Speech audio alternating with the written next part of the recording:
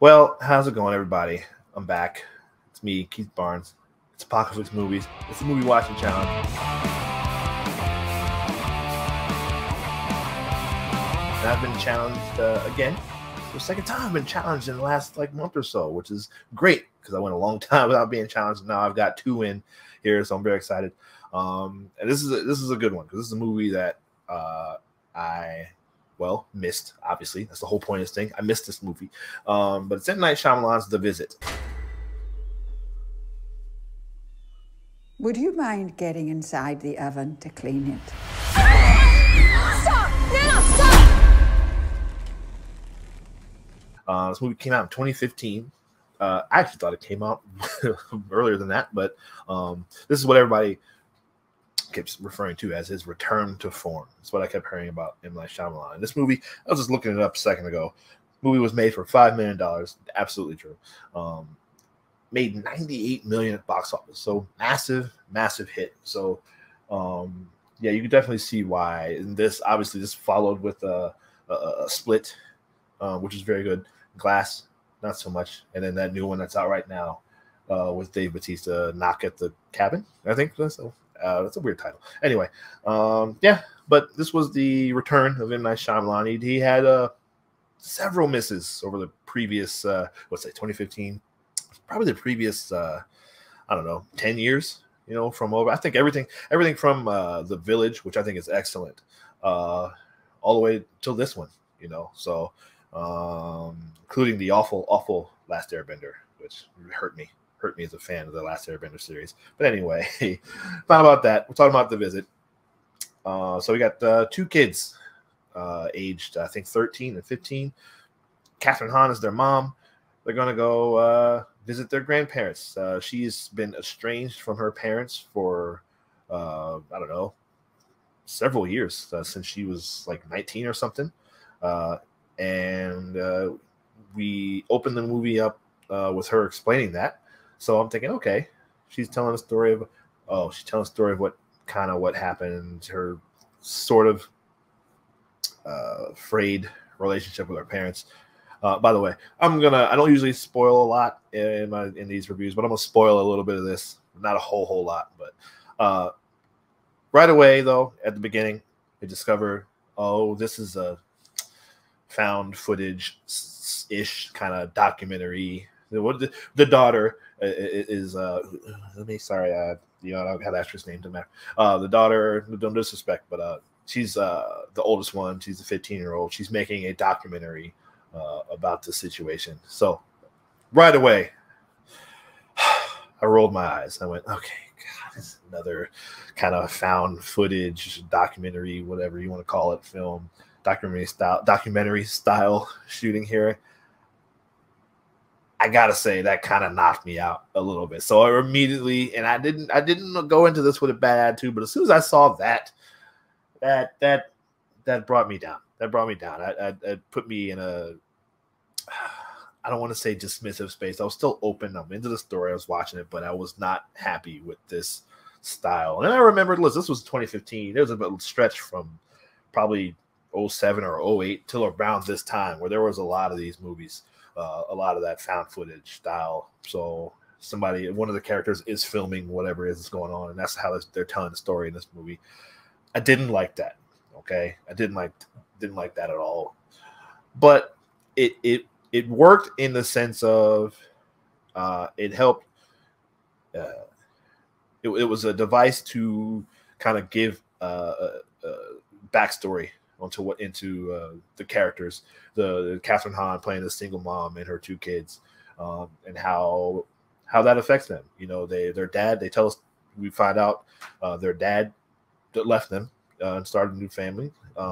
And so a lot of the movie, really, as far as they go, is how they've dealt with that.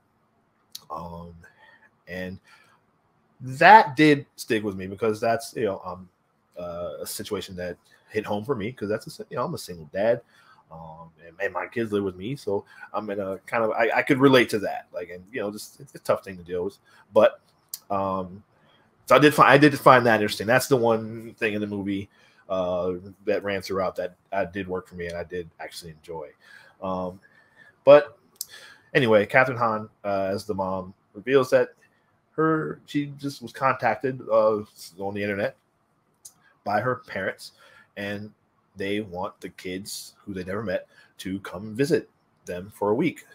So she agreed. The kids wanted to go. She asked them if they wanted to go. They said yes. So they wanted to go meet their grandparents who they never met. So they get on a train and go meet them. By another way, a big thing, a train. There's always somebody traveling by train in my Shyamalan movies, which that it also hit me right away.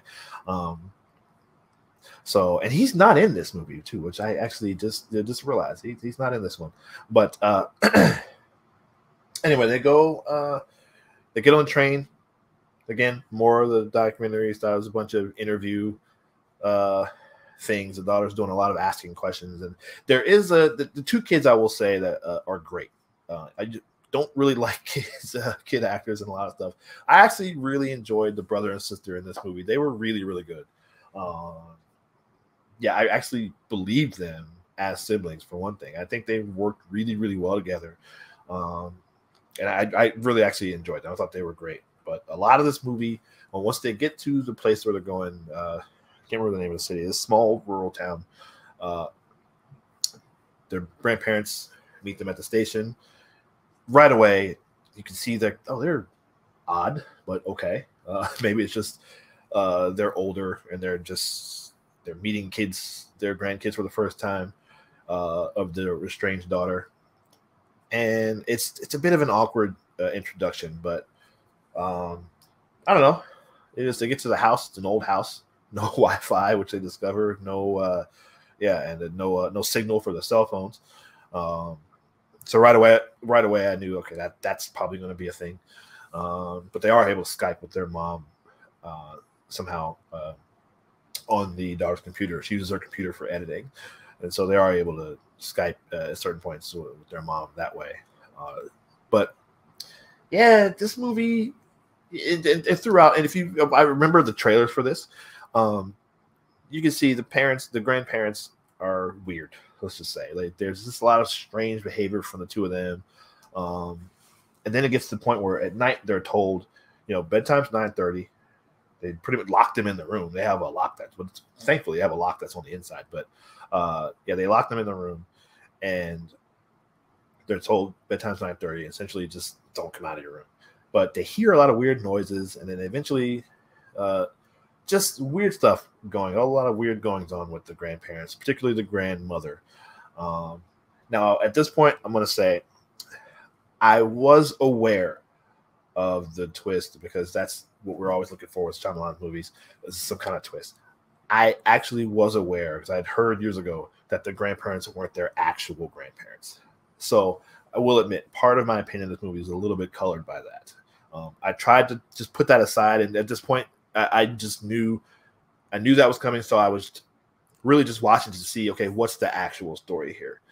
And so I will admit, this movie annoyed me a lot, because there was a lot of situations where I had to understand they're kids, like, so they're reacting like kids. They're being nosy, they're being curious, they're being hard-headed, because they're just it's a lot of the situations that they find themselves in. Like, I'm like, this was me even at that age, and these two people that are my grandparents that I just met are acting like that.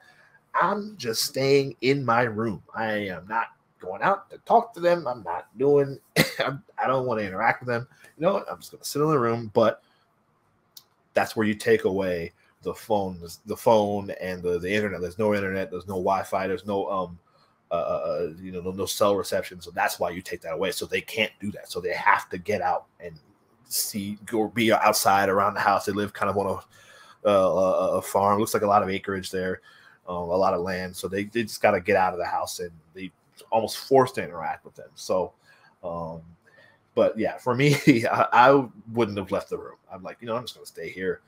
They brought some books. I'm just going to, whatever, anything to not interact with these people, because they were nuts.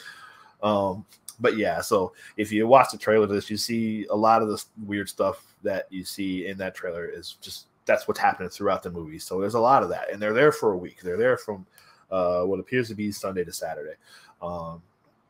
So or at least Monday to Saturday, something like that. Sunday or Monday through Saturday. They put the days on the screen so see how much time is actually going by. And so basically the movie is just the kids seeing all this strange behavior and trying to figure out what's going on, investigating what's going on. And they eventually do discover that you find out the grandparents work at a psychiatric facility. And they haven't been there for a number of days. A couple people come to visit and say, hey, yeah, we're just checking on them. We haven't heard from them in a few days. They usually come volunteer, but we haven't seen them. We're just making sure they're all right. Obviously, it gets to the end of the movie. Come to find out, yes, like I said, they're not their grandparents. They're two patients that are actually two patients that have escaped from this psychiatric hospital, and that they've killed their actual grandparents. Now, I will say, at a certain point, they were told, or don't, at the beginning of the movie, just jump back, they were told, don't go in the basement. All right, fine. As soon as I heard that, okay, they volunteer at this psychiatric hospital, in my head, I went, oh, they escaped from the hospital. I didn't think of them actually killed the grandparents. Actually, that part actually did. I wasn't surprised when I saw it, but I didn't think of that. But I immediately figured out that they were, because, and the part of that is because I already knew ahead of time that they weren't the grandparents. So as soon as I heard that, oh yeah, they volunteer at this hospital, I immediately figured out, okay, they're from that hospital. They're actual patients from their hospital. That's why they're acting so nuts. I was wondering if there was some kind of weird supernatural thing going on, but I could just see, especially with some of the things that the grandmother was saying, talking about the darkies. I had to laugh. There's this one point where the granddaughter finds her staring at the wall and laughing, and she's like, Grandma, or Nana, what's going on? She's like, I'm laughing. I have to laugh to keep the darkies away sometimes. So that's when that confirmed it for me. I was like, okay, well, they're clearly mental patients from this hospital.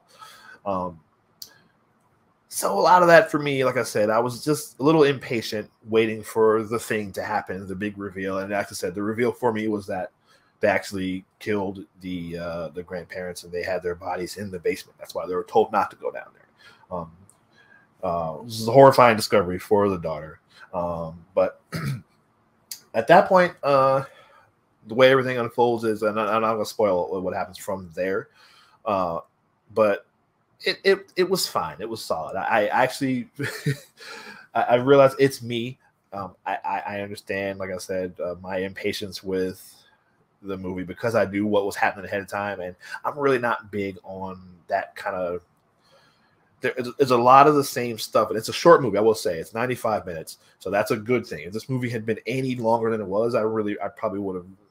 I don't want to say hated it, but I wouldn't have liked it. I didn't dislike this movie, but I definitely was impatient with it because I just wanted them to get to it. Because a lot of the big chunk of this movie is just these kids dealing with these crazy old people. There's a lot of the same stuff is happening, and there's a lot of just the classic, hey, kid, don't go in there. There's a lot of find yourself doing that. If you haven't seen this movie, if you haven't seen this movie, by the way, I told you it's a spoiler, but if you are still watching this and you haven't seen it, you just find yourself, don't go in there, like the classic thing you do with horror movies.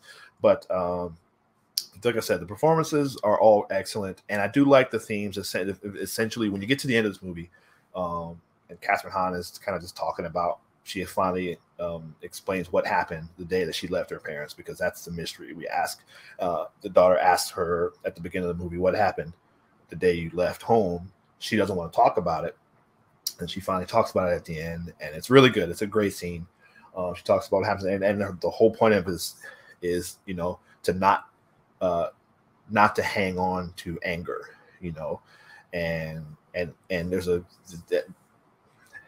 I just found that it was really great. It's really poignant, and that really stuck with me, because the kids themselves have to deal with that, with their feelings and attitudes towards their father as well, because there's a lot of the movie too. There's several points where they have to deal with their feelings about their father leaving them, and the way they react to that. And that definitely comes into play in the confrontation at the end of the movie. So that all really, really worked. And so in that sense, M. Night Shyamalan did a great job with that part of it. So that all really worked. That was really well done. So I did enjoy that. That kind of saved the movie for me, to be honest. So anyway, it's fine. I thought it was fine. I was annoyed with it at first, but the more I thought about it, and as I'm talking about it now, I didn't mind this movie at all. So I can see why this was seen as a return to form of Shyamalan. It was just a much more simpler story than what he had been doing the several years prior to that. So anyway, that's it. So if you haven't seen it, I do recommend it. Check it out. M. Night Shyamalan's a visit. I did enjoy that movie, so more than I thought I did. So that said, that's my review. Thank you for watching. Make sure you check us out, Apocalypse Movies, Apocalypse Now. If you haven't watched it already, go to that video, the replay, find out who I'm challenging next.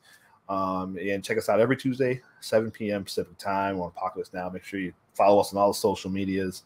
And yeah, make sure you like, share our videos, find the ones that work for you. And that's all I got. Thanks for watching. It's the Movie Watching Challenge. My name is Keith Barnes. This is Apocalypse Movies. I'll see you later.